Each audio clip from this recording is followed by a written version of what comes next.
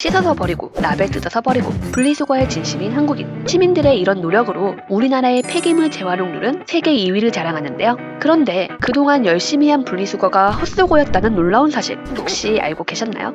아니, 조금 전에 한국 재활용률이 세계 2위라더니 헛수고라고 싶으시죠? 현재 한국의 폐기물 재활용 현황은 실제로 재활용되는지가 아닌 분리수거된 쓰레기가 재활용 처리 업체로 들어가는 것만 반영하고 있습니다. 이게 바로 우리나라의 재활용률이 높은 이유죠.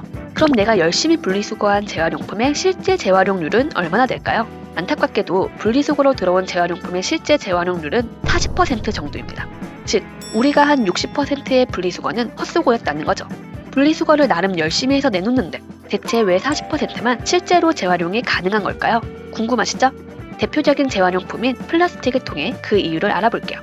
재활용 쓰레기들은 크게 수거, 선별, 처리의 3단계를 거칩니다. 이때 실제 재활용률을 크게 좌우하는 단계가 바로 선별 과정인데요. 여기에서 많은 양의 플라스틱이 걸러집니다.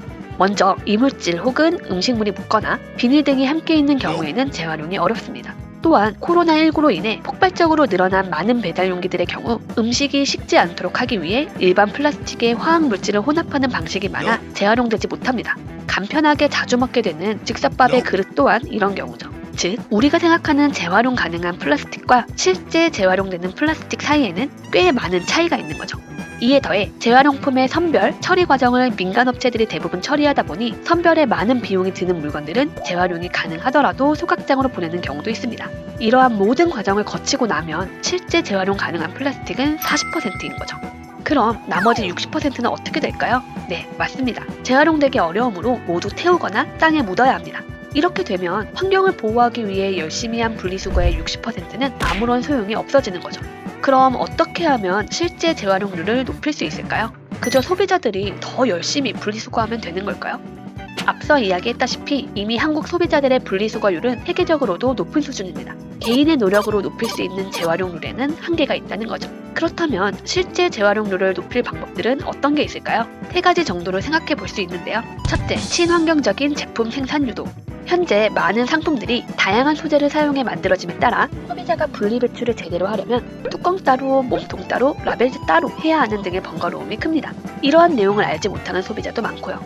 따라서 혼합 소재 사용 상품들의 시장 경쟁력을 약화시켜 기업들이 더 친환경적인 제품을 생산하도록 유도할 필요가 있습니다.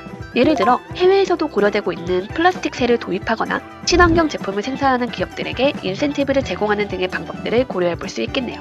둘째, 재활용 체계 개선. 현재 민간 처리업체들이 재활용 가능한 폐품들을 소각하는 가장 큰 이유는 경제성 때문입니다.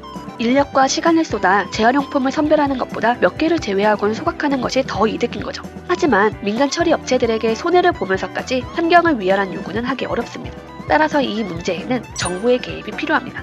단기적으로 민간 폐품 처리 업체들의 손해를 전보해주고 장기적으로는 폐기물 처리를 공공사업으로 전환하는 등 정부에서 직접 개입한다면 이득을 위한 체계가 아닌 환경을 위한 체계로 개선될 수 있을 것입니다.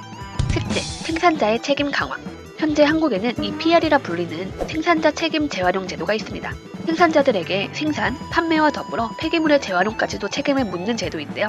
하지만 제한적인 품목만 규제 대상으로 포함되거나 매출액 10억 미만은 규제의 대상이 되지 않는 등 제조업자들에게 실질적인 영향력은 매우 적습니다. 2018년의 경우 총 플라스틱 포장재의 39.2%만이 EPR 대상량이었다 하니 규제에 문제가 있는 건 분명해 보이죠? 이 EPR 제도를 보강해 생산자들의 책임을 강화시킨다면 실제 재활용률은 높아질 수 있을 거라 생각합니다.